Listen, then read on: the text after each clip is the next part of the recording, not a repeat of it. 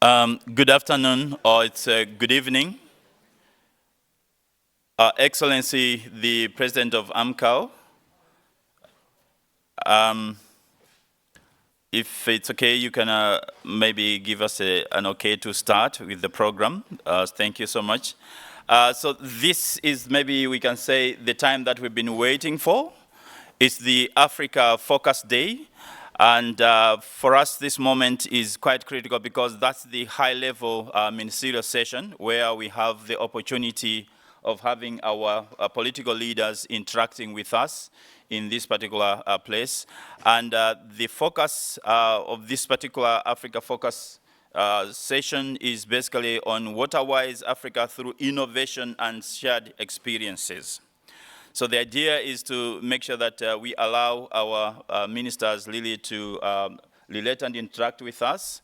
And today they are going to be also joined by the director from the Africa Development Bank. So what we have today are ministers from Egypt. We have also Honorable Deputy Minister from South Africa. We have the minister from Namibia.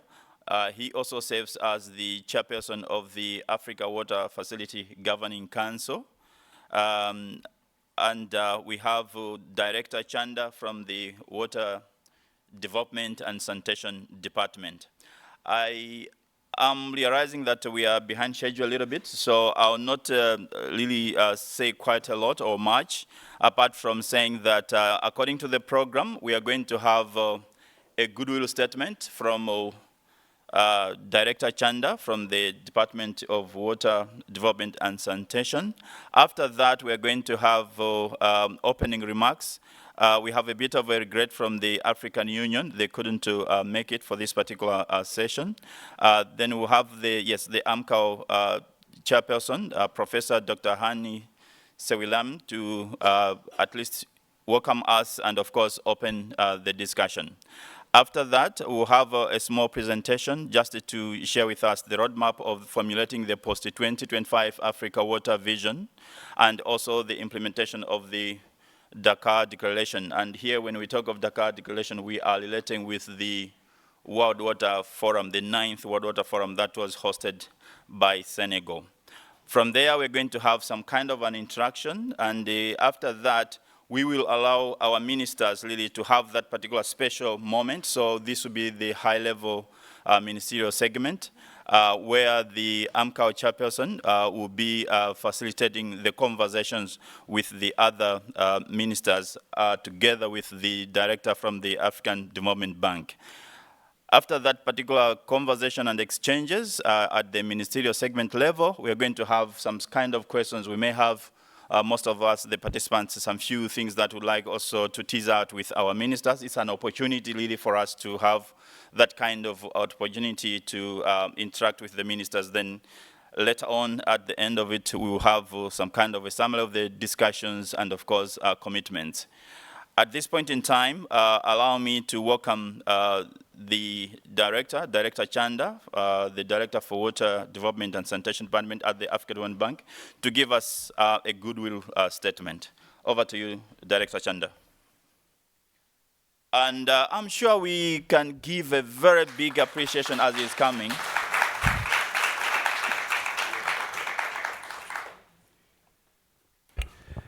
Good afternoon. It's good to see a full house. Your Excellencies, Professor Dr. Sewilam from Egypt, Chairman of the AMCAO, Your Excellency Carl Schletwen. I'm sorry, I had memorized it. This man confused me. Minister of Agriculture, Water and Land Reform, Republic of Namibia. Your Excellency, Deputy Minister, Madam Shabalala, it's a pleasure to have you. And when you have been on panels with the men and the ministers, it's always good to have a mom in the audience. Thank you very much. We appreciate it.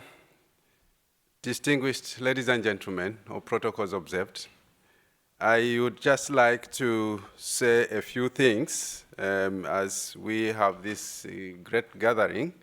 And before I start looking at my notes, let me say something, honorable ministers, when you are not there, we are very fond of blaming you and say, the ministers are not there. Where is the leadership?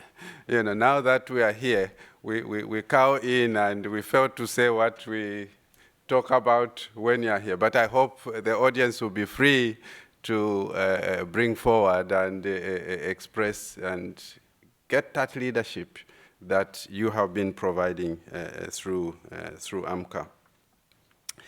From the African Development Bank, we find it a great pleasure to support AMCA, to support the ministers of water and sanitation, because we know the value that the leadership that you are bringing makes in terms of attaining the goals, attaining the targets that we have set them ourselves. And we are very honored to be here and to deliver the message of Waterwise Africa through the innovation and the shared experiences, which is going to give us an opportunity to discuss the 2022 annual report of the WASMOS. Now, WASMOS is the monitoring and evaluation report. It comes out of the Sharm el-Sheikh, the historic 2008 Sharm el-Sheikh declaration, where the heads of state directed that we need to know what is happening. We need to measure. You cannot manage what you are not, you can't manage what you are not measuring. And so out of that, the WASMOS was born, and we commend the leadership of the ministers of water on the continent for ensuring that that particular declaration has been followed through. And so a report has been generated, and this report is going to give us an indication of what is happening and what steps we have made towards the attainment of the Africa Water Vision 2025. Before the SDGs, we had set ourselves a target of 2025 for universal access. We see how we are moving towards that and measure it against the SDGs and eventually the Africa Agenda 2026. So this report is going to be presented to us. It's going to give us some picture on what is happening. Of course, the picture is not very rosy. It's quite gloomy, and it's a wake-up call. We know that we are off track. It's a wake-up call, but it's a wake-up call that should make us take action, and do something. Let's not just talk. Let's do something in terms of what we want to attain come 2030. So as we discuss and go into the details of this report, particularly the sanitation crisis that we have, a very good initiative was established, the Africa San, to try and create awareness on sanitation, the importance to prioritize sanitation. We're seeing some improvement in the numbers, but I think there's a lot more that needs to be done. So in trying to move towards a water-wise Africa, it requires addressing the diverse needs of water, the development innovations and ideas that we need to put down and discuss how best we can implement those. The 2022 represents a timely and provides the basis of utilization of the insights and recommendations to provide a firm foundation to formulate the post-2025 Africa Water Vision and implementation of the Dakar Declaration. Therefore, this important gathering here in Stockholm gives and provides us an opportunity to undertake that rigorous consultation and give pointers, particularly thinking through the resources, where the resources are going to come from. The private sector engagement, the social responsibilities that we have to undertake, as well as the environmental concerns that have to be addressed. So the deliberations of the Waterwise Africa we want, and the drafting of a roadmap to formulate a post-2025 Africa water vision and the implementation of the Dakar Declaration is going to be considered and to seek endorsement from the different partners. You know, we have the development partners, we have the civil society, they are important partners. We have the financiers, we have the knowledge hubs, you know, they are all important partners to come on board.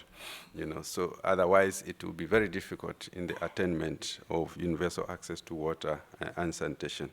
In closing, I would like to just seek and request that all the member countries, you know, address the issues of water scarcity and prioritize water and sanitation to improve the quality of lives and the social and economic development through various initiatives on the continent. Let us also acknowledge the Dakar Declaration on accelerating the achievement of water and sanitation in Africa, you know, to build on the Sharm el-Sheikh Declaration, that historic Sharm el-Sheikh Declaration. Its implementation can be a turning point for Africa.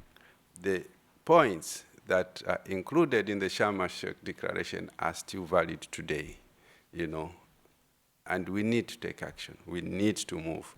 And we have great leadership from AMCO, and we believe that we will be pushed on to see that we fully implement those points, and it means guaranteeing the people of Africa water security, better sanitation, and that will be in line with the Africa Agenda 2063. I want to thank you very much for your attention, and back to you, Mr. Nelson. Thank you.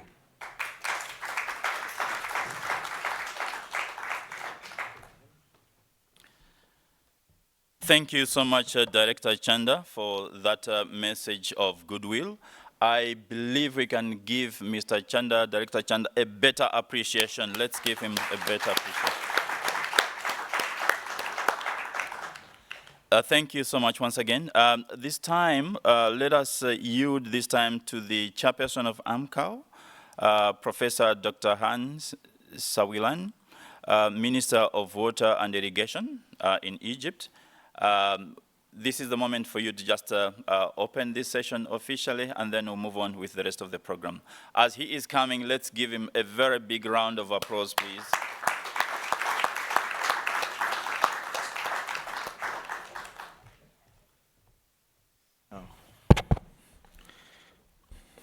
Thank you very much, and thank you for the introduction, and thank you for being here.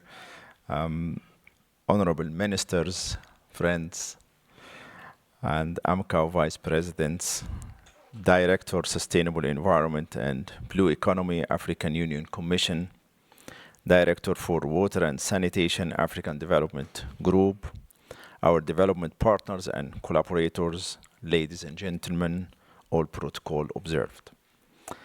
I'm glad to open our deliberations for Africa Focus Day today.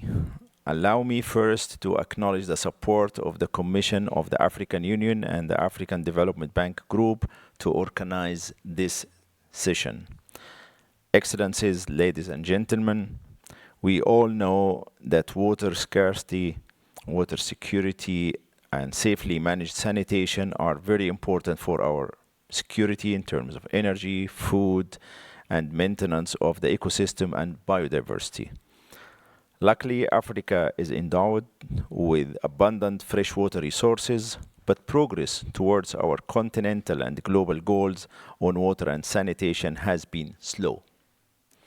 Excellencies, ladies and gentlemen, the 2022 annual report of the Commission on the implementation of the July 2008 Assembly Declaration on the Sharm el-Sheikh Commitments for accelerating the achievement of water and sanitation goals in Africa Assembly decision has shown an increase in investment towards sanitation and hygiene. The increase, however, was noted during the period of COVID-19 pandemic. as recorded in the 2021 and the 2022 water and sanitation sector monitoring and reporting system reports, the average investment rose from 0.1% to 0.25% of the GDP. Furthermore, an improvement in the proportion of the African population with access to safely managed water and sanitation has been recorded. The proportional increase is from 22% in 2021 to 37% in 2022. However, data and information we have generated from member states, self-assessments of progress on the implementation of the commitments of the head of states and governments of the African Union, WASMO 2022, also shows a sad situation. Over 800 million people in Africa lack access to safely managed sanitation, unfortunately. Nearly 430 million of the population do not have access to potable water. Sector financing is still unable to realize the development potential of Africa for water security and safely managed sanitation. Excellencies, ladies and gentlemen, as we speak, the water stress is on the rise in almost all shared river basins and aquifers across Africa. The continent continues to experience diverse types of floods and severe droughts as a result of climate change. These are major threats to water availability for all purposes. This in turn poses a threat to our livelihood, maintenance of the ecosystem, water security, and peace building. Excellencies, ladies and gentlemen, the African Union target of achieving 100% access to water and sanitation by 2030 as part of the AU Agenda 2063 cannot be achieved unless this trend is reversed. This, among others, underscores the need for cooperation over our shared water resources under the principles of international water law, with a special focus on consensus and no harm, so as to assure water security and safely managed sanitation for our people. Excellencies, ladies and gentlemen, assuring sustainable water availability for all purposes demands stronger policy environment and improved capacities of all AU member states, information and knowledge management systems for decision-making, and evidence-based policy advisory support. Excellencies, ladies and gentlemen, against the background of the above, this Africa Focus Day dialogue session is being organized for us to discuss and share experiences on innovative financing mechanisms toward achieving the targets of SDG 6 in Africa, the state of Africa's sanitation and hygiene policy environment to reposition Africa for accelerated action on achieving our continental and global goals in water and sanitation. Waterwise Africa through innovations and shared experience and building resilience to climate change so as to arrest its diversity impact or the diverse impact on human lives and the economy. Excellencies, ladies and gentlemen, we are full of hope that the outcomes of this session will motivate further action on 1. Raising the profile of water in national systems for economic planning towards achieving the Africa Agenda for economic growth and social transformation. 2. Revisiting commitment by the AU member states to further accelerate actions to active water and sanitation goals in Africa. 3. Expediting the formulation of the post-2025 Africa Water Vision and the implementation of the Dakar Declaration. Excellencies, ladies and gentlemen, I would like to call upon member states and AMCAO's development, technical coordination, and implementation partners and the private sector to actively support all national and regional African events to raise the voice of Africa high in the international community. In this regard, I encourage you to positively engage in the activities of the Pan-Africa Center on Water Adaptation that was inaugurated during the General Assembly of the AMCAO on June 15th, which represents the best platform for capacity building and knowledge sharing.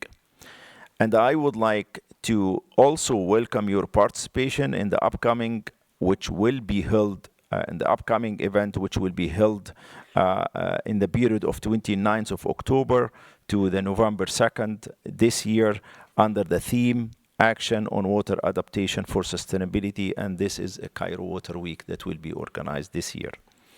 Also, Africa San 7 conference that will take place in Namibia between the 6th and the 10th of November 2023 as a platform for technical and political dialogue with governments and stakeholders, and to identify and share knowledge toward addressing the most pressing issues of sanitation and hygiene in our continent. That's really a very important event.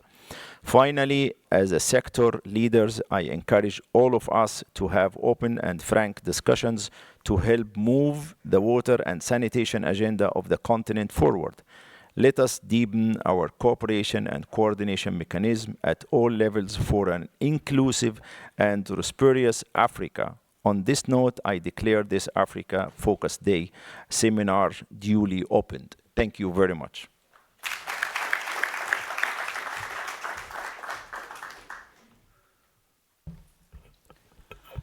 Thank you so much,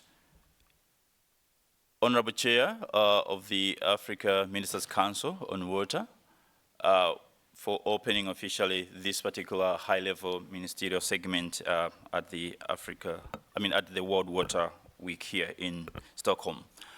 We would like to thank you so much for encouraging us to keep thinking and looking forward and looking at how best we can definitely address the challenges that we are facing on the continent. You have highlighted the numbers that are not on our side and the desire that we should have to really address and make progress. We thank you so much for those remarks. As we are going forward, we'll have some kind of a framing presentation just to give a little bit of context on one or two things that we are also doing at the within the AMCAO and the AMCAO Secretariat, but also as a body, as AMCAO. We are looking at the development of the post-2025 Africa Water Vision, but also the implementation of the Dakar Declaration that was made during the World Water Forum.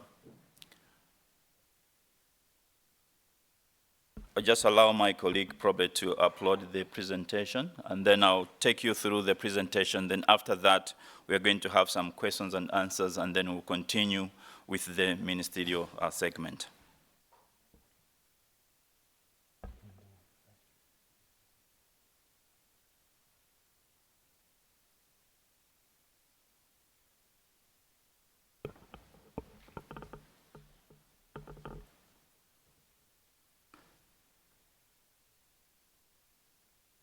As the presentation is being uploaded, I just wanted to mention maybe the fact that we don't have the minister from Egypt. She has taken ill while she was here, so it's unfortunate that we will not have her on the panel of the ministers.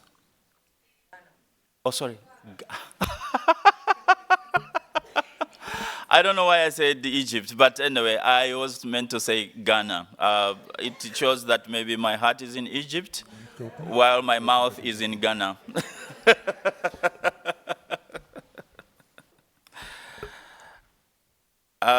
Just to say that as I begin this presentation, we realize that most of us are pretty new and maybe not so much familiar about the African Ministers Council on Water. So I'll just share a little bit about the history and the background so that we have an idea. The African Ministers Council on Water was formed in 2002 by the Abuja Ministerial Declaration on Water. This was a key moment as the ministers gathered, felt it was important to look at how we can address the issues of sustainable development in Africa by definitely addressing the issues related to water and sanitation. The objective was primarily to promote cooperation, especially around issues of security, social and economic development, and also poverty reduction through effective water resources management, as I said, and also its utilization. Then came 2008 in Sharm el-Sheikh, when we had the heads of governments and the presidents, we can say, at the 11th ordinary session of the African Union in Sharm el-Sheikh, where the heads of government and states mandated AMCAR to implement and report annually on water commitments on the continent. Of course, at that particular time, they were looking at how much progress we are making in terms of the implementation of the commitments towards the MDGs. But now we know that that also has been expanded to look at the issues of the sustainable development goals. At the moment, AMCAR serves also as an organ or a structure that is more of a working group on water and sanitation issues under the Specialized Technical Committee on Agriculture, Rural Development, Water and Environment within the African Union. I just want to maybe also highlight the fact that the AMCAR's mission basically is for our ministers to provide political leadership, policy direction, and also advocacy in the provision and use as well as management of water resources for sustainable social and economic development and maintenance of African ecosystems. I'm paying attention to my colleague if he is winning on beaming this particular slide. Yes. Then the vision for, we can say, AMCAR is basically what was contained in the Africa Water Vision 2025. And if you look at the Africa Water Vision 2025, it talks of an Africa where there is an equitable and sustainable use and management of water resources for poverty reduction, socio-economic development, and of course, regional cooperation and the environment. So I think now I can switch on this side. Now, as I mentioned, the Africa Water Vision 2025 is what kind of like served as the guiding framework for all the activities on issues to do with water and sanitation on the continent across different member states, but also across our development partners. And considering the fact that we are coming towards the end of that particular vision, which is just within 2 years from where we are now, we are looking at the roadmap to formulate the post-2025 Africa Water Vision. And what I'm doing in this particular presentation is just to share with you the roadmap that has been developed. And what we are looking at is that for 2023 to 2024, there are some few steps that we have to undertake. Of course, there are also some stages and steps that we want to undertake leading towards the development of the post-2025 Africa Water Vision. The first step is basically to operationalize the national coordination platforms. What we're looking at is to make sure that within our member states we have at least active platforms that are to support with the discussions, especially looking at the water supply, water security and sanitation monitoring system, and looking at where each government is as well on that. So we would like to have some kind of national coordination platforms to consider the data on where we are in each of the member states. We are also looking at conducting a needs assessment, and I think for those of us that were in the sessions that we had earlier on, we had our colleague sharing about the needs assessment of 6 member states on the capacity development requirements for an effective WASMO system at all levels. The idea that we have is that our monitoring system should be able to generate the information that we need for us to make decisions on what is it that we have the gap on, and what is it that we need to do to fill those particular gaps. We are also looking at using the WASMO to kind of like establish, as a step number 3, baseline data that will help us fill the gaps for the period of 2016, 2018 up to 2022. In our monitoring system, we set the year 2016 as the baseline when it comes to looking at the progress that we are making towards the SDGs, but also towards the high-level commitments that our ministers have made. Then step number 4, we are looking at making sure that we use this year 2023 and also 2024 to collect data from member states through the WASMO system as an online system. And as we do that, we'll be looking at especially the data that is as maybe collected by member states in the period of 2022 to 2023. But our desire is that this year and the early part of next year that we are able to collect data that can be used and inform us on where the gaps are. Then step number 5, we are looking at quality review and of course do some comprehensive trend analysis based on the data that would have collected as well. Then step number 6 is also assuring a broader and active stakeholder input into the prioritization of the technical proposals and the action framework of the post-2025 Africa Water Vision. So the idea is that once we have the data from member states, then we use that particular information to look at how we can engage all other stakeholders and look at how best we can address the issues that are being generated in our report, but at the same time use that information to look at what should be the priorities, what should be the focus that we should be looking at when we develop or look at the post-2025 Africa Water Vision. Then step number 7, as you can see on the slide, is where we can say in 2025, we are able to have a high-level leadership, of course, on the continent, to have the ownership of the vision and, of course, also the commitment of its implementation. We are believing that at that particular time, we should be able to have at least a draft framework that points towards the direction where the post-Africa Water Vision 2025 should look like. And I believe that that will be also the time that we'll be setting the target. Should we be looking at Africa Water Vision 2050, for example? Or should we be aligning it with the Agenda 2063 of the African Union? So should we be talking of an Africa Water Vision 2063? So those are some of the things that would have to be teased out in the process. And we believe that our political leaders at that particular time would have digested and looked at the direction that we should take at that particular moment. Then the last step in this particular case is step 8, where we believe that during the 2026, at the beginning of that year, then we would have the post-2025 Africa Water Vision framework, of course, aligned to the 2063 agenda, and if eventually adopted at the highest political level on the continent. And then we would be talking about launching the post-Africa Water Vision 2025. So basically, this is what serves as the roadmap for the development of the post-2025 Africa Water Vision. I thought I should just share that as maybe we had it also on the program.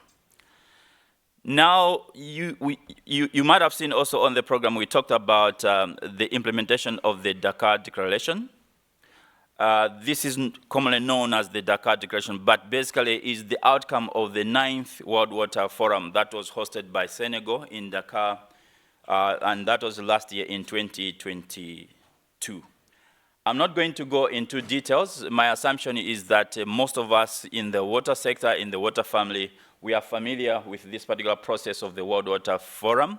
But what is quite key for us is that during the Dakar Declaration, there was an agreement by the participants and also the political leaders to have a broad deal for water security and sanitation for peace and development. I think that's more of the title of the outcome statement coming from Dakar. And as you can see, it is quite a well-elaborated document with some specific calls on the international community, but also on our governments. And in this particular case, I'm not going to go into the details as I have mentioned. But what we are saying is how do we implement this Dakar Declaration? And that's, I think, the question.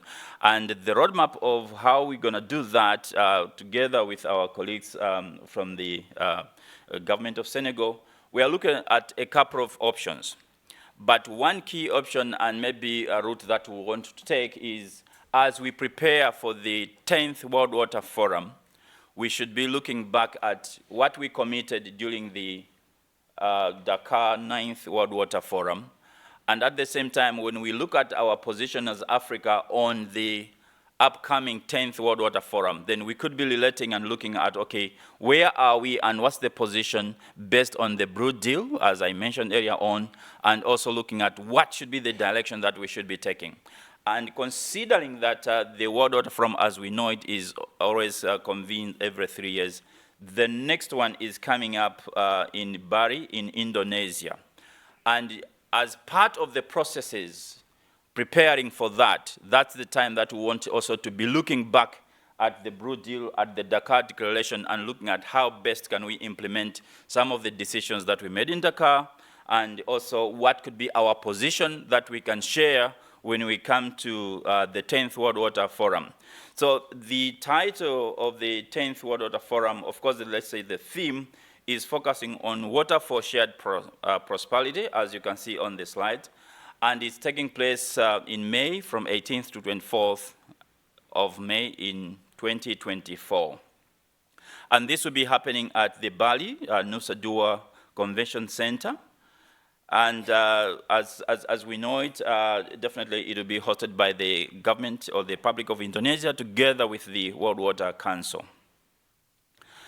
The actual program itself has quite a number of, let's say, programs. These include thematic sessions, regional sessions. We'll definitely have the Africa regional sessions. And then we have also the political programs as part of the actual World Water Forum, just as we saw it during the 9th World Water Forum in Dakar.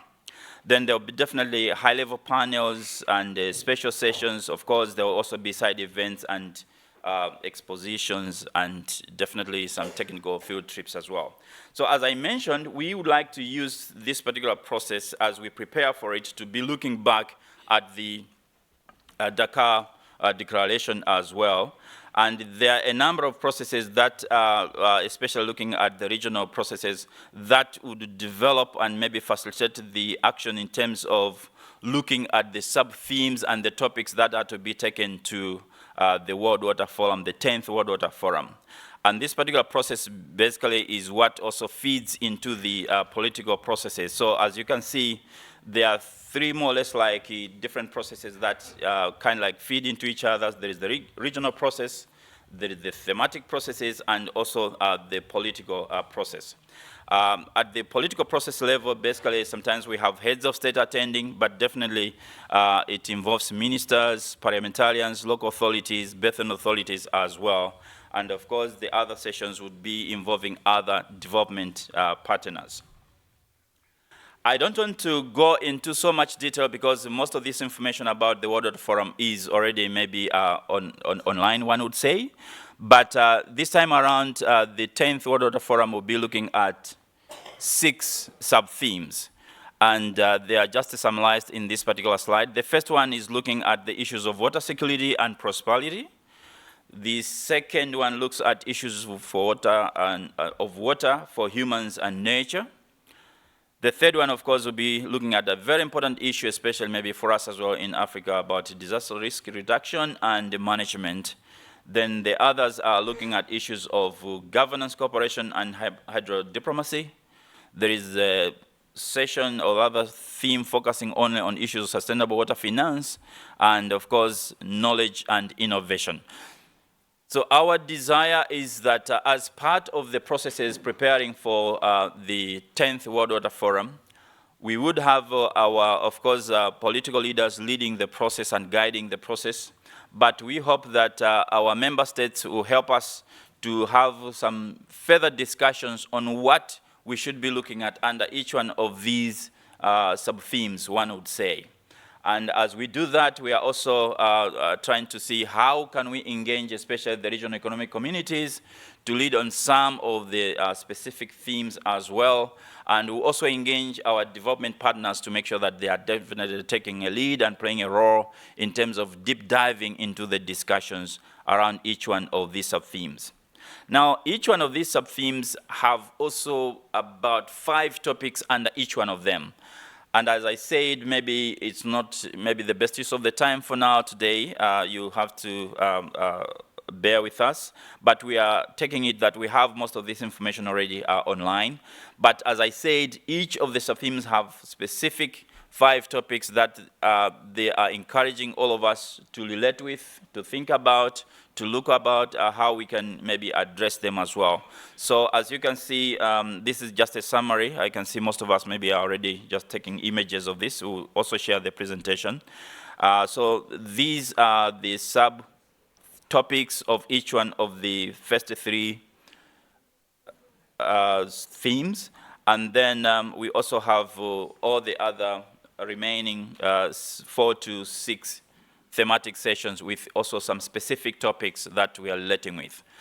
And as I said, it is our desire that as we look at this at the country level, at the sub-regional, regional economic community level, but also at the political level, at the continental level, we'll be looking at what could be our position based on what we have to take to Bari.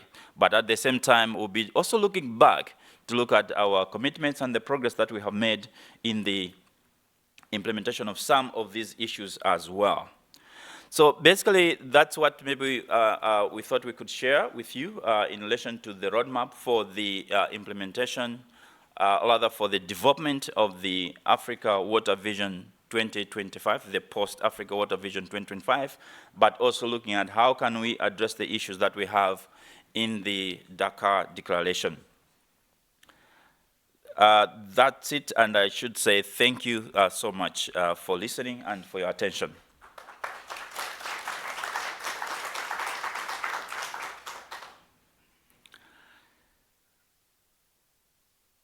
Now, maybe before we move on to the next segment, there could be some questions and maybe issues that might require some clarifications.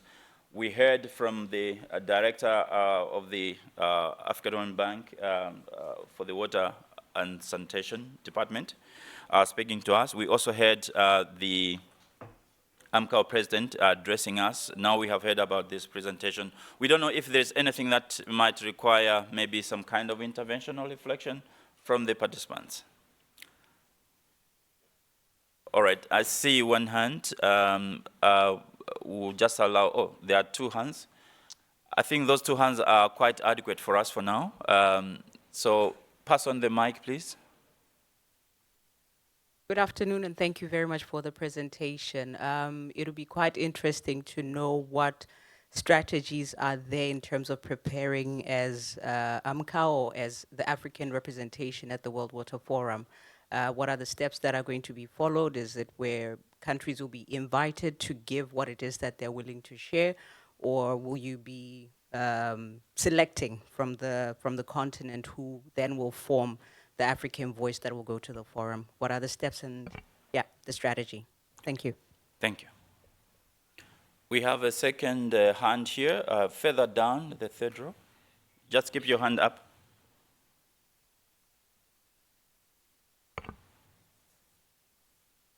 Thank you and good afternoon. The presentation is quite detailed, but I just want to get a sense of, as a continent where we are, when you look at the Sustainable Development Goal number 6.1 and the Africa Water Vision 2025 that you've referred to, as well as African Agenda 2063. So as it relates to issues of water and sanitation, in terms of percentages, where are we in terms of the 3 ideas, and what has not been done, and what could be the challenges in closing those gaps, in preparation, of course, to go into the 10th conference next year? Thank you. Thank you so much. Thank you for those two questions. The first one was asking about the strategy in terms of how do we really get to Bari with the position that we can say this is the Africa position. So in terms of the process, we are having a configuration of the committee that is being considered still at the moment. It's not yet like there yet, but we have a concept note detailing out how we would like to get ourselves to Bali. First of all, we are looking at definitely configuring our leaders to give the political direction, and there is a specific committee that we are considering along those lines. But traditionally, maybe this is what I should say, traditionally, we have had the African Development Bank and AMCA working jointly together and leading the preparation at the continental level. What is key when it comes to these processes is the consultations. Basically, that's what I would say. And for that reason, to have deep consultations and conversations on each one of the sub-themes, normally would have the overall leadership just to provide guidance and direction. Then at the thematic level, we would have our regional economic communities leading maybe a specific sub-theme, for example, that relates to the specific region as well. As you know, of course, Africa with our 55 member states, we are at different levels. So even at sub-regional level, we have 5 sub-regions in Africa, as you know it. So in each one of these, we normally would have the regional economic community taking the lead, mobilizing member states and engaging all other partners as well in the discussion on a specific theme. Then eventually there is also a convergence of all these stakeholders, the regional economic communities, the governments, to look at the specific position on each and every thematic area. And then that is then presented for further consideration at the ministerial level as well.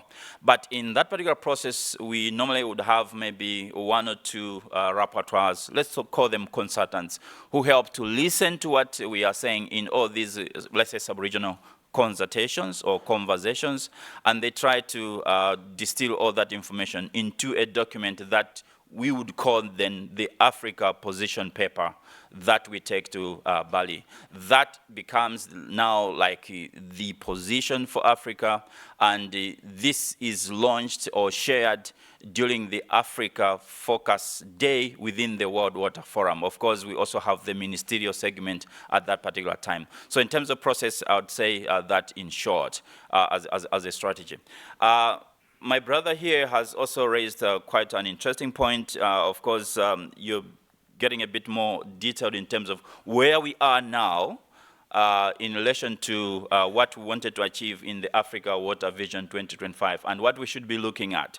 So basically, that's what I said, that the WASIMO, the Water Security and Sanitation Monitoring System, currently we are generating data from member states with a view of developing the report for 2023. And that particular report will form the basis of the discussions and the conversations in all these other processes as well.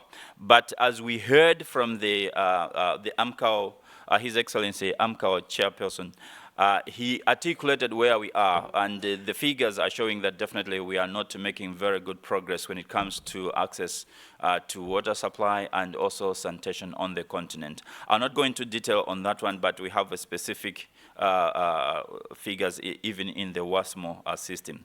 But some of the things that you highlighted are also what we believe in the conversation of our ministers, maybe they will be coming out as well. So let's allow a bit of more time as we conversate in this particular session. Thank you so much. There is one hand. I guess this is from Dr. Diatta from Senegal. Probably you'd do a bit of justice to some of the things that I missed out before maybe you pose a question. Or I would rather say you can maybe make a bit of some further contribution and expand as necessary. Thank you, moderator. I was the forum development content in Dakar, and I can say that we have a quasi-similar global framework for the 10th World Forum.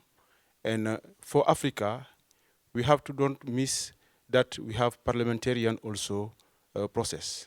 We have local authorities process, we have youth process, we have also ministerial process and basin organization process. I think that this is very important to highlight this. And we have also the thematic process. And in the thematic process, I think that there we have a lot of to say, because in Dakar we develop more in all these thematics. And this is the point that I would like to raise. Thank you so much, Dr. Diatta, for that contribution as well, and of course also emphasizing on the process as well. I hope my sister at the back, you are quite satisfied now. Thank you so much. Okay. So this time around, it's a time that we have also, I can say, been waiting for. It's the time that we'd like to have some interactions with our political leaders. And traditional, of course, we would like just to allow ministers to exchange, share experiences, and maybe reflect on what we should be doing differently as well. I'm trying to see how best we should address this one.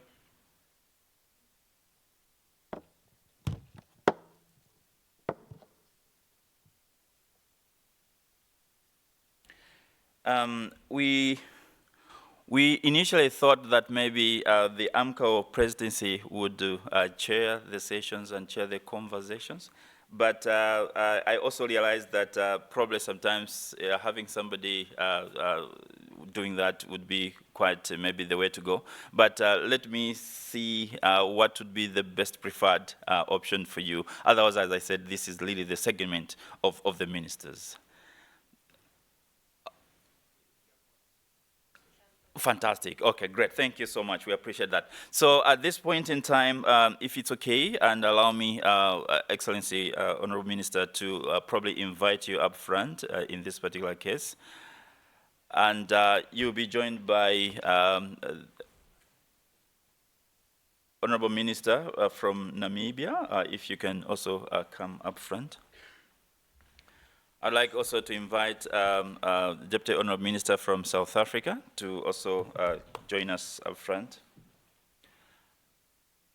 And as they are coming, let's give an appreciation, please. Yes. Thank you.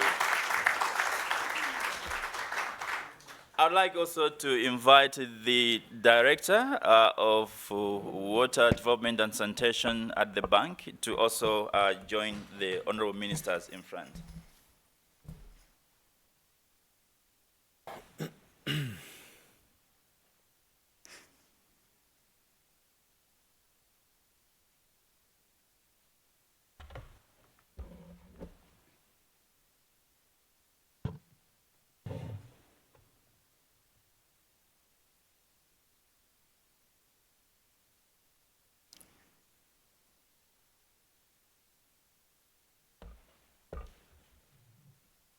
So in this moment, probably we will allow our ministers to reflect on one or two issues, and also the Director Chanda, to maybe reflect on one or two issues in some kind of a conversation at the highest political level for us in Africa. Maybe I should start with Director Chanda. It could be quite interesting because you already addressed us, of course. You gave us some message of goodwill. But we know that the bank is hosting the Africa Water Facility to support project preparations in the water sector. And also you have been at the forefront of the Infrastructure Consortium for Africa as the bank, of course. Probably what we would expect you to reflect a little bit is, how do we close the water infrastructure gap that has been highlighted as contributing significantly to Africa's lost GDP per annum? I should maybe add that in the session that we had convened by the African Bank and AMCA, we heard some huge numbers of the gaps that we have. And if I recall pretty well, we heard that we definitely need between 43 billion to 53 billion annually in the water sector. But what we are making available is not much. So probably the question to you, Director, is how do we really close this water infrastructure gap? Over to you. Thank you. Okay, thank you very much. Very tough question, indeed. But the gap that we have is real. The numbers do not lie. And in fact, the numbers that we have are somewhat suppressed because not everything is being captured.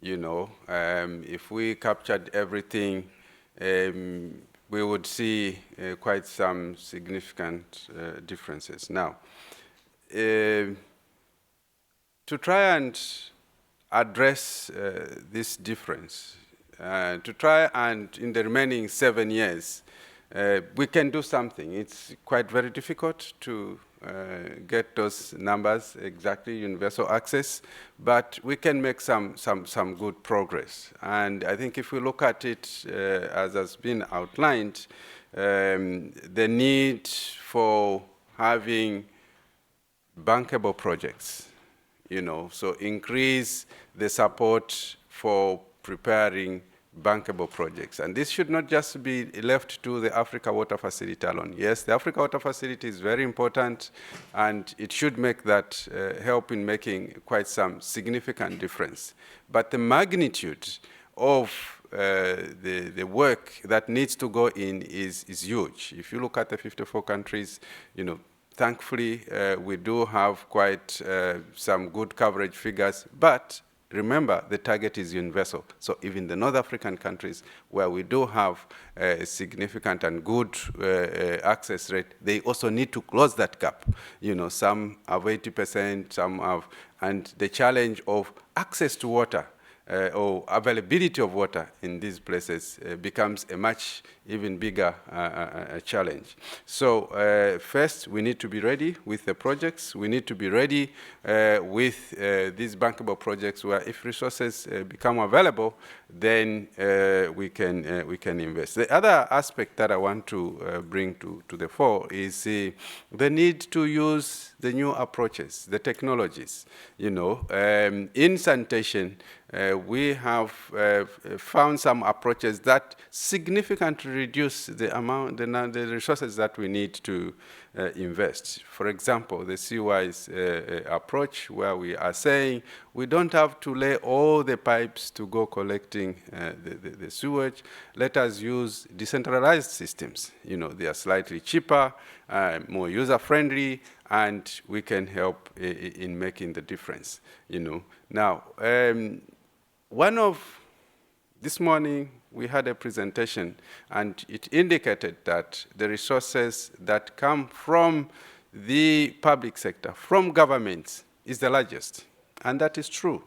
You know, if you were to even include what the utilities collect annually and used mainly in operation and maintenance, that will grow bigger, you know. But the big question about those resources is, what is the efficiency, you know, in the use of those resources? One, we have budgeting systems that are a little bit difficult. Most governments, the planning system is annual budgets.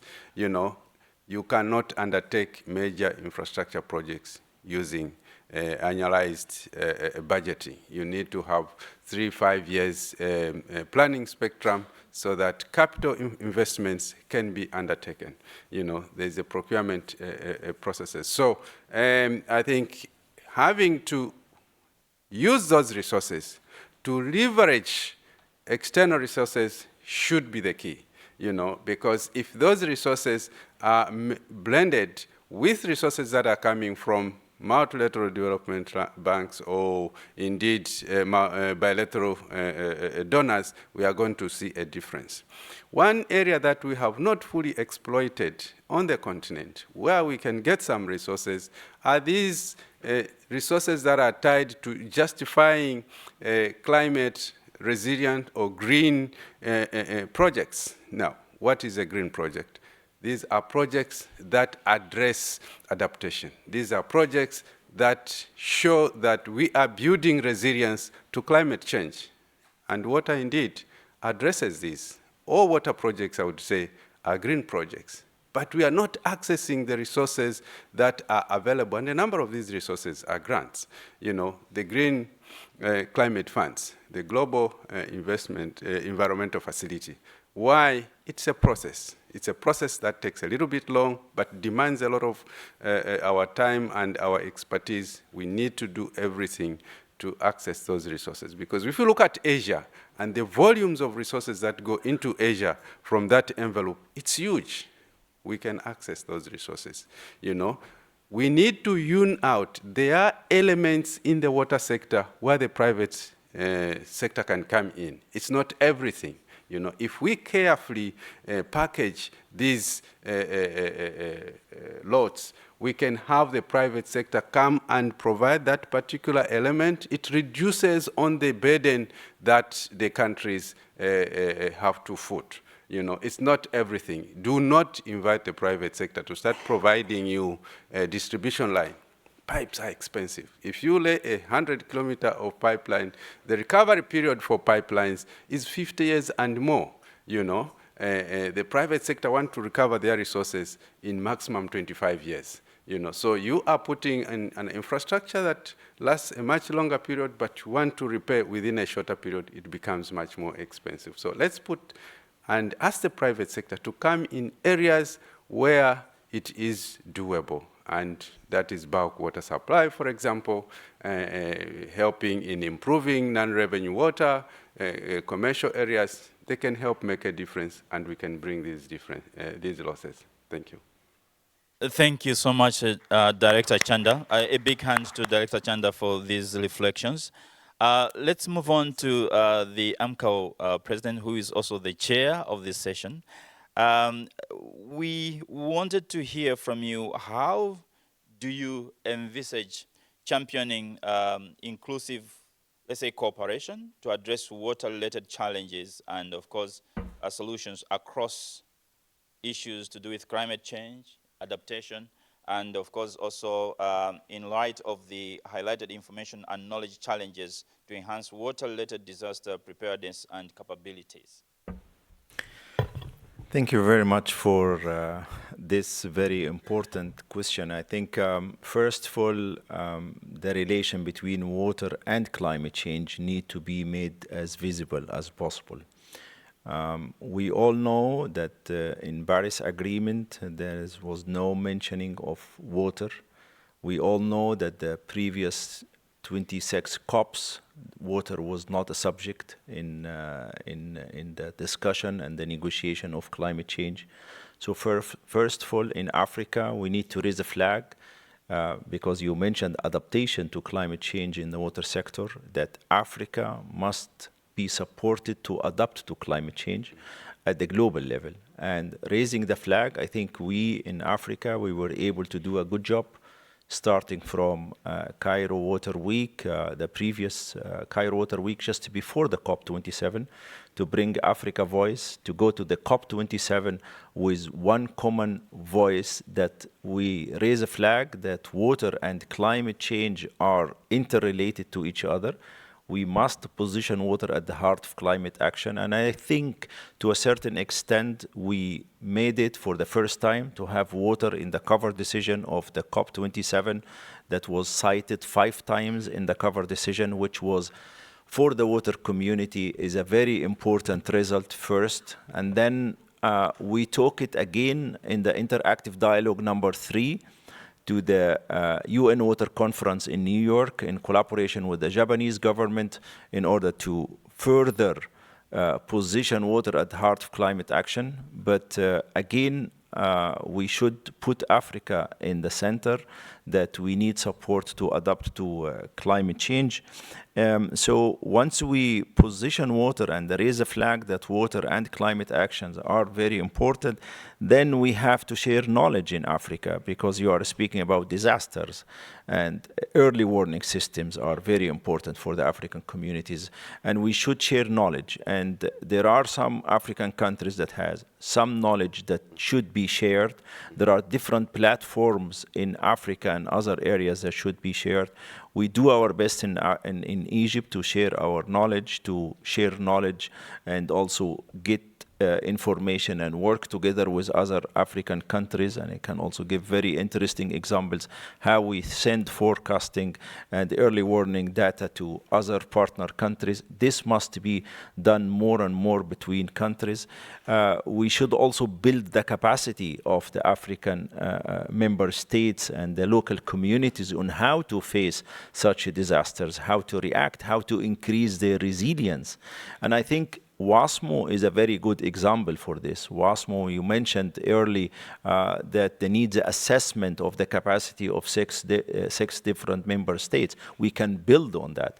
Once we know the needs, we can start developing capacity building programs. We can, you remember in the last very successful General Assembly that was held in Cairo last June, with participation for more than 20 ministers and 40 representatives of the entire continent, we launched the Pan-Africa Center for Capacity Building on Adaptation to Climate Change in the water sector.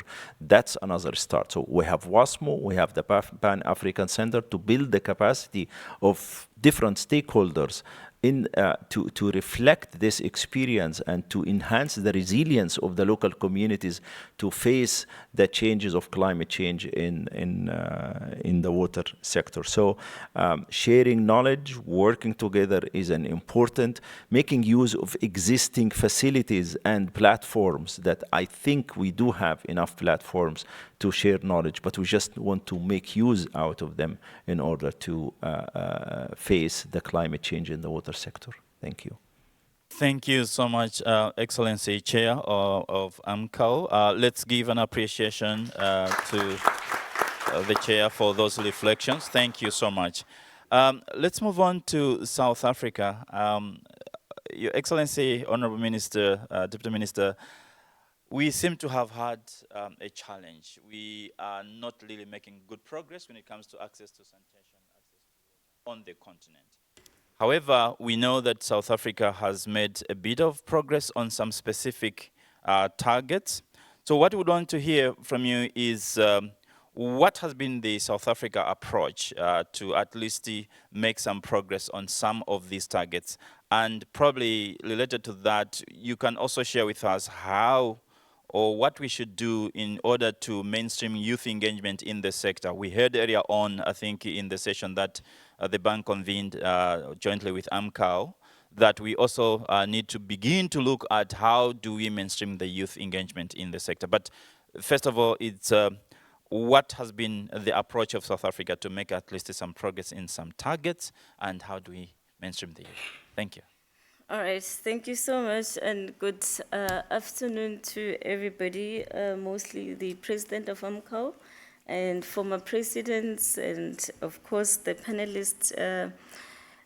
Basically, you would know that South Africa definitely has achieved some of its target. This comes a long way, and it required some of the most important aspects for you to do that. You need, one, a political will, that you are indeed involved, but you also need all stakeholders to be involved in that exercise, having your financing right, having the people on your side, more of a social compact, the private sector on your side.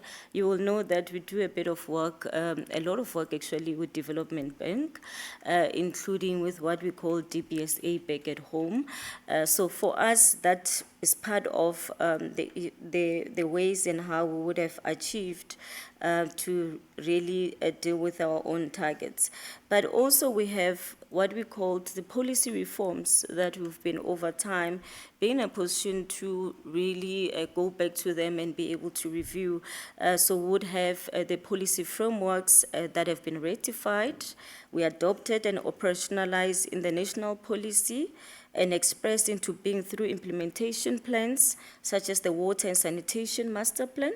We've also ensured synergies and operationalizing this into interventions, actions, and investable and all bankable projects that will really create an enabling environment to ensure that the post-2025 AWV is adequately aligned to the implementation framework of the AU Agenda 2023. And that's what we have been able to make sure that we do that. But part of the issues that we also recognize is that as legislators, being from an executive point of view, you would also appreciate that my minister sits in AMCU as well as an executive, as an EXCO member. Hence, we really appreciative of this session as South Africa. But I want to say is that as much as we do legislate and you know, in Parliament, ours is to make sure that the enabling environment and the policy and that we take, they are flexible enough such that they don't make it difficult really for private sector and other institutions that wants to participate, make it difficult for them.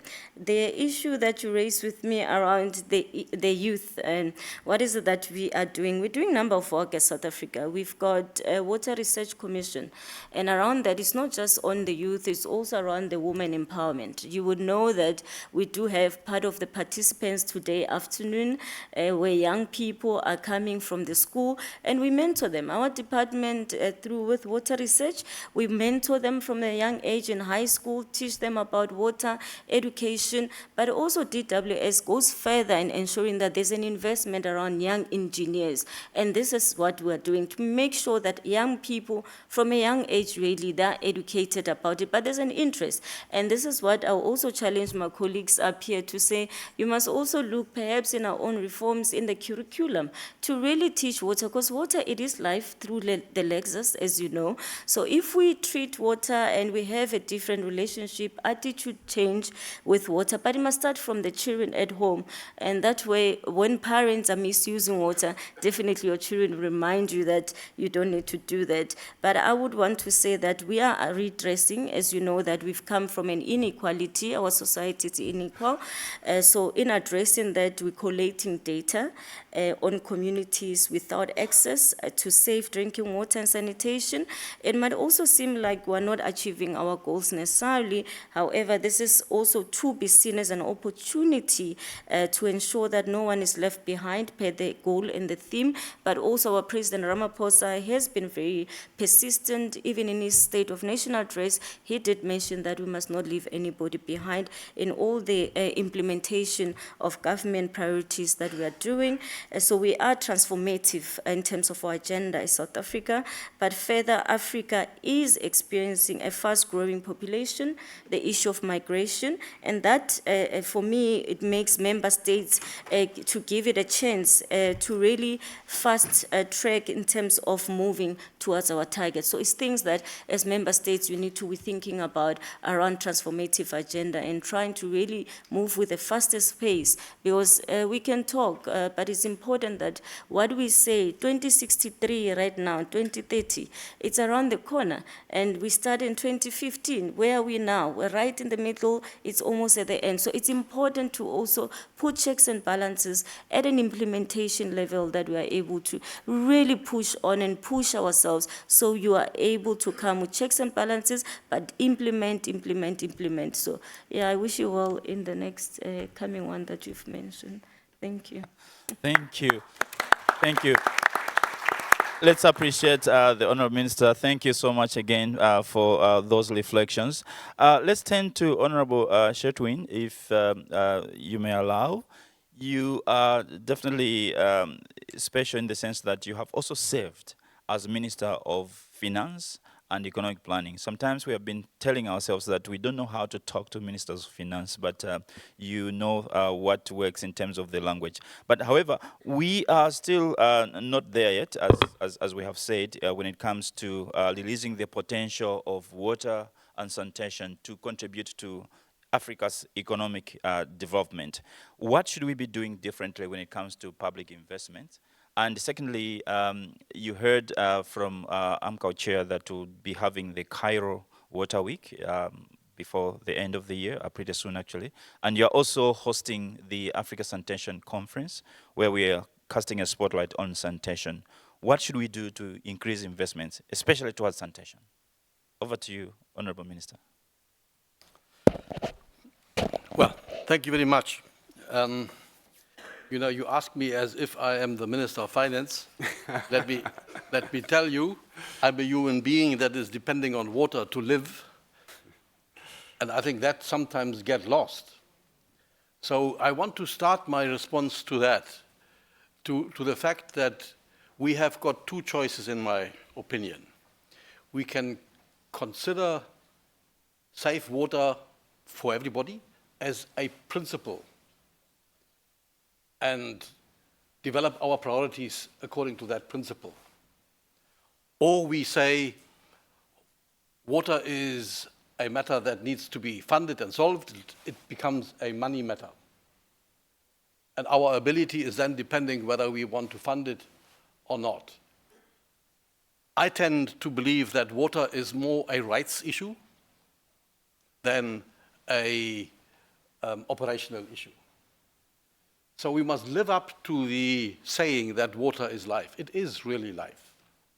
And it is not only life for human beings, it is life for all living things on the planet. And I therefore agree with our president that the water cycle and the climate change agenda are actually one. When you see what happens in climate change, 10 to 1, it is a water matter that is at the forefront. It is either a flood or a drought or a matter that is related directly to the water cycle. So I agree fully when he says we must propagate it to be not separate issues, but one issue. And we have realized that climate change is actually an existential threat. So is water availability. So I believe that is the first point. Consider it as a right, consider it as a principal issue, and structure your priorities around accepting that very fact. Secondly, I believe when you come one level down, and the question is how do we fund it, how do we address it, I think there are two main components again, and I want to borrow from the economists. There is a demand side and there is a supply side. There is a great need to understand water resources and how we manage water resources. There is groundwater that is invisible. We do not know what is happening under the surface. We have some technologies that helps us now, but we must develop capacity to understand water resources, what we have. They are finite resources. They are not available always at infinite abundance. No, it is a finite resource, and that is one constraint we have to start to accept.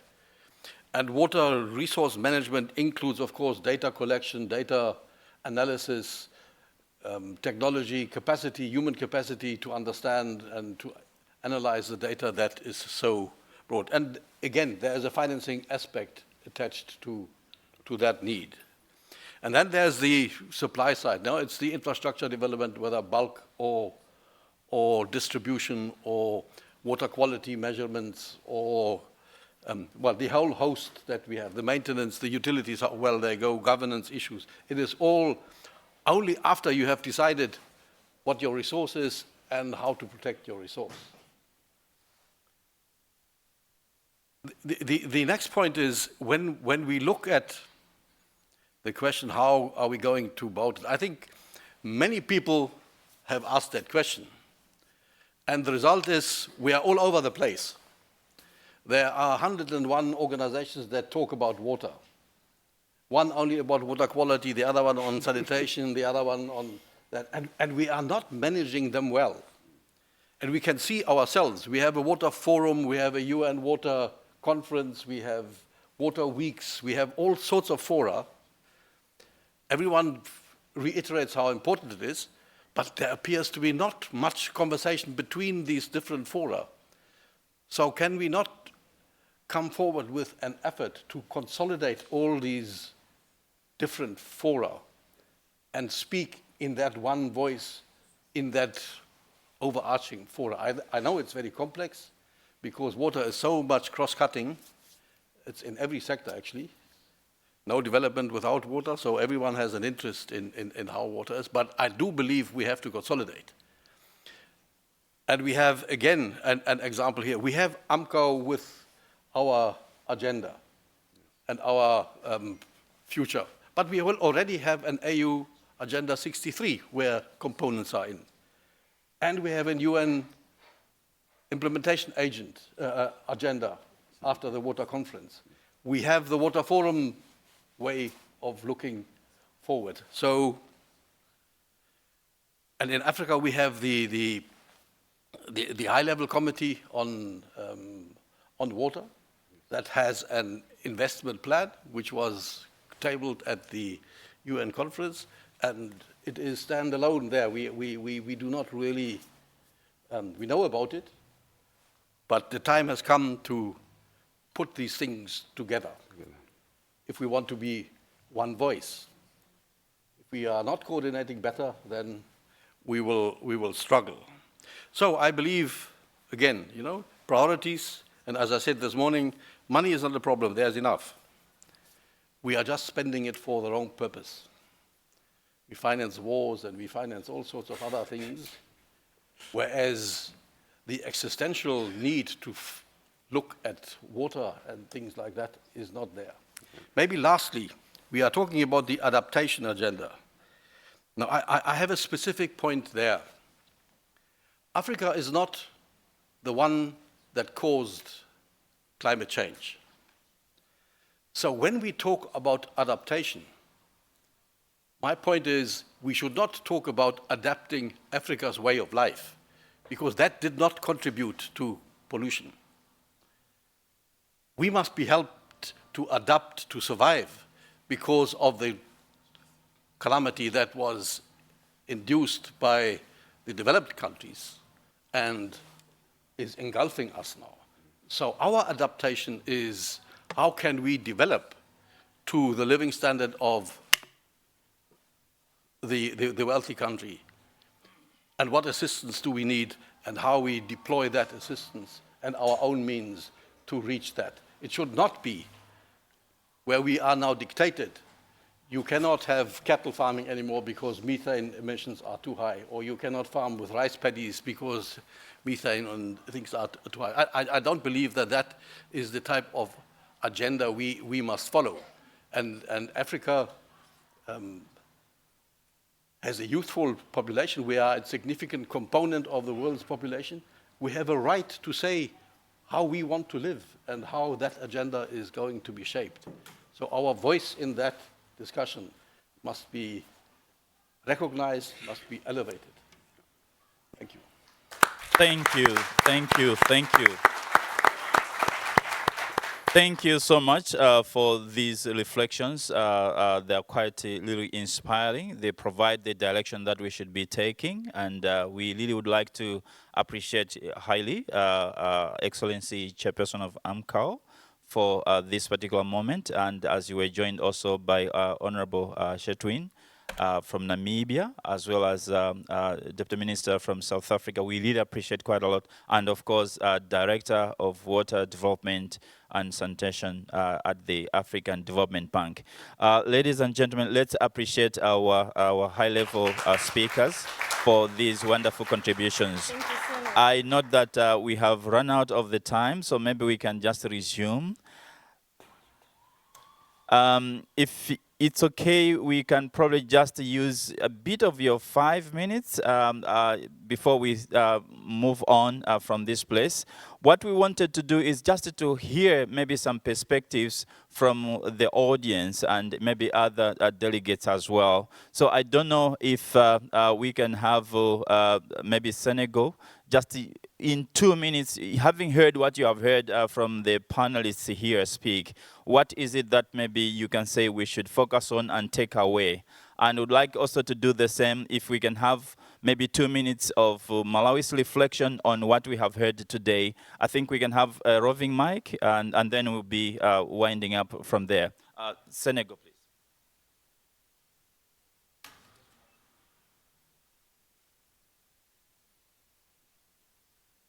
Thank you, Moderator. I fully agree with Honorable Minister Sewilam when he talked that we must take climate change. We need to raise as an opportunity for Africa, as a priority for Africa. I think that is very important. But Honorable Minister, I don't heard about our initiative And I know that at the COP27 in Sharm el-Sheikh, this was a very big initiative that Egypt has taken. Where are we at with this initiative? My second question is maybe for Shanda. Africa is not a quiet continent. We have crises. We have also a political crisis. We have climate change also here. What is Africa's strategy to take into account fragile zone? And water supply in the context of humanitarian. We have a lot of climate migrant also. What African Bank can do to support country? Thank you. Maybe, Honorable Excellency, before, let's just hear from now. It's, I think, a contribution, not a question, I guess. It is not Okay. a question, it's just a Can you contribution. just, yeah, within 2 minutes, please? Yes, indeed, within 2 minutes, I'll comment on 3 things: a water-wise Africa, innovations, and information sharing, and I'll link it to the wider theme of seeds of change.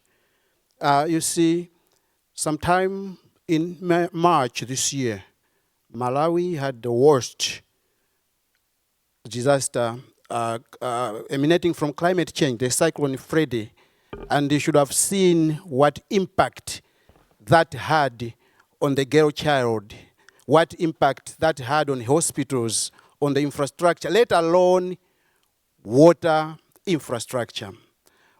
But my point is, our utility organization, Blantyre Water Board, which I chair, stands out as one classic example. Here we are saying a water-wise Africa, but we could also tout ourselves as a water-wise utility board, because out of such a disaster, within 14 days, we were able to restore, replace, and reinstate the dilapidated infrastructure that had made the Blantyre citizens unable to access water.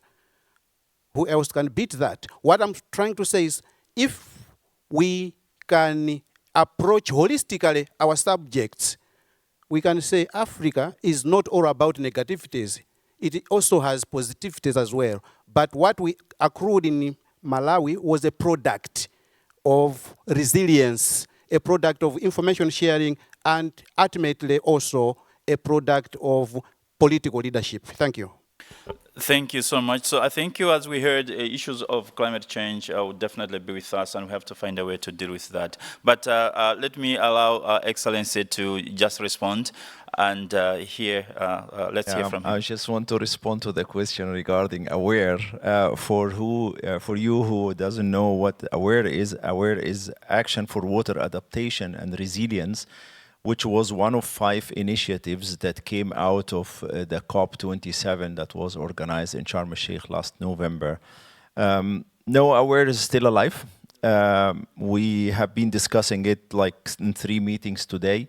There are many countries are joining AWARE, but I'm answering this question as a Minister of Water Resources in Egypt, not as an AMCAO president, because this was launched in Egypt. It's a global initiative started in Egypt, and it has focus on in developing countries and mainly Africa.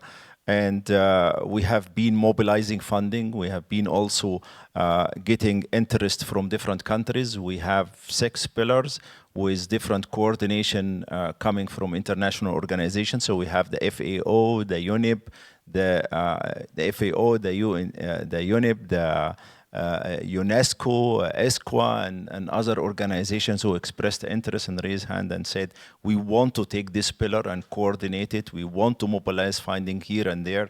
So it's working, and it's going also to the COP28. Today morning we had another meeting with the organizers of the COP28 and how we can continue such an initiative and not come always with new initiatives and then let the others die, as His Excellency, the Minister of Agriculture in Namibia just said, that too many initiatives, too many. But this is working, and I think it was one of the main outputs of the interactive dialogue number 3 of the UN Water Conference in New York, which we chaired together with the Japanese government. So it is really active, and we can join forces and take it to the COP28. And any one of you who is interested at the organizational or country level would like to join, you are most welcome. Thank you very much. Thank you so much, Chair. And let's maybe just hear from the bank a bit of reflection from what we heard. Of course, we have to finish at this particular contribution. Where is the bank? The first question, crisis, and it's above my pay grade. You should direct it to the honorable ministers. And okay, but yes, I know there are efforts being made by the African Union, and yeah, we hope that there can be stability on the continent. But certain change maybe needs to happen. Now, there is also one question that what is the African Development Bank to address water needs in times of disasters? And yes, we do have some instruments that we can support. We do support countries that face a crisis like Mozambique, Malawi. It's a small amount, but it helps in making a difference. Thank you. Thank you so much. Once again, let's give our speakers and panelists a big hand. And this marks the end of our sessions. We ran out of time a little bit to 10 minutes, but we started a bit late. You just have to accept our apologies on that. Otherwise, do have a great evening. Thank you so much.